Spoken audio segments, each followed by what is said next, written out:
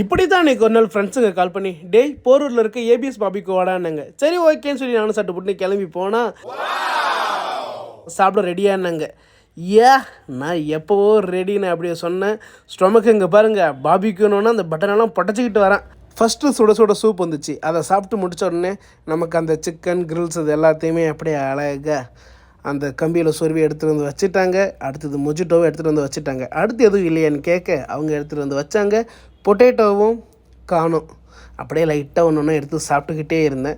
அடுத்ததாக நம்ம ஃப்ரெண்டு எடுத்து இந்தப்பா சாப்பிடுப்பான்னு ஒரு பிரான் எடுத்து போட்டார். சாப்பிட்டு பார்த்தா சூப்பராகவே இருந்துச்சு. அடுத்ததாக என்ன பண்ணாங்க, அந்த அடுப்பு பக்கத்துலேயே ஒரு சின்னதாக தோசை கல் மாதிரி இருந்துச்சு. இது எதுக்குன்னு யோசிச்சுட்டே இருந்தான். பட்டுன்னு எண்ணெய் எடுத்துகிட்டு வந்து ஊற்றி அவங்க எடுத்துகிட்டு வந்த மீன் எல்லாத்தையுமே அப்படியே அழகாக வச்சு கிண்டி விட்டாங்க. பார்த்தா இது ஒரு சின்ன தோசை கல் போலங்க. இதில் நம்ம அதை ஹீட் பண்ணி சாப்பிட்றதுக்கு அப்படியே அது ஒரு பக்கம் ஹீட்டாக இன்னொரு பக்கம் இருந்த சிக்கனை எடுத்து சாப்பிட்டோம். செம்மையாக இருந்துச்சு. இப்போ அந்த ஃபிஷ் எல்லாத்தையும் ஒன்று ஒன்று எடுத்து வச்சோங்க. எல்லாமே ரொம்ப சூப்பராகவே இருந்துச்சு. அடுத்ததாக ஹனி சிக்கன் கொடுத்தாங்க. நல்லா இருந்துச்சு. ஆனால் லைட்டாக ஏதோ ஒரு மிஸ் ஆகிற ஒரு ஃபீல் இருந்துச்சு. அதுலேயும் குறிப்பாக அந்த ஒரு மட்டன் கோலா உருண்டை நல்லாவே இருந்துச்சுங்க. என்ன ஒன்று கொஞ்சம் உப்பு அதிகமாச்சோ அப்படின்ற ஒரு ஃபீல் இருந்துக்கிட்டே இருந்துச்சு. ஆனால் மற்றபடி எல்லாம் அப்புறம் என்ன தட்டை எடுத்துகிட்டு நான்வெஜ் கவுண்டர் போயாச்சு. முதல்ல அந்த சிக்கன் பிரியாணியை அழகாக எடுத்து போட்டாச்சு. கூடவே பட்டர் சிக்கன் இருந்துச்சு, அதையுமே நம்ம எடுத்து போட்டாச்சு. அடுத்ததாக எக் ஃப்ரைட் ரைஸ், லைட்டாக டிசைனுக்கு கோஸு, அடுத்ததாக கொஞ்சம் பாஸ்தா எல்லாம் போட்டதுக்கப்புறமா என்னடான்னு பார்த்தா இது தயிர் வடைங்க. சரி ஓகே அதையுமே எண்டில் வச்சுக்கலாம் சொல்லி எடுத்து வச்சாச்சு.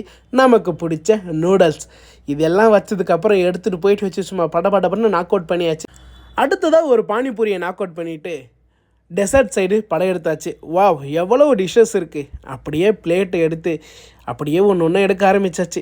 இதில் பாதிக்கு பேர் தெரியல, பார்க்க கேக்கு மாதிரி இருக்குது கேக்கு. அதுக்கு அடுத்து கீழே இது பாதாம் கீரை. அடுத்ததாக கீழே வந்தால் ஃப்ரூட் சைடில் வாட்டர்மெலன், பப்பாயா, மேங்கோ இதெல்லாம் இருந்துச்சு. எல்லாத்தையும் எடுத்துகிட்டு போய் வச்சு ஒன்று ஒன்றா எடுத்து நாக் அவுட் பண்ணியாச்சுங்க. பாதாம் கீர் வேறு லெவல்.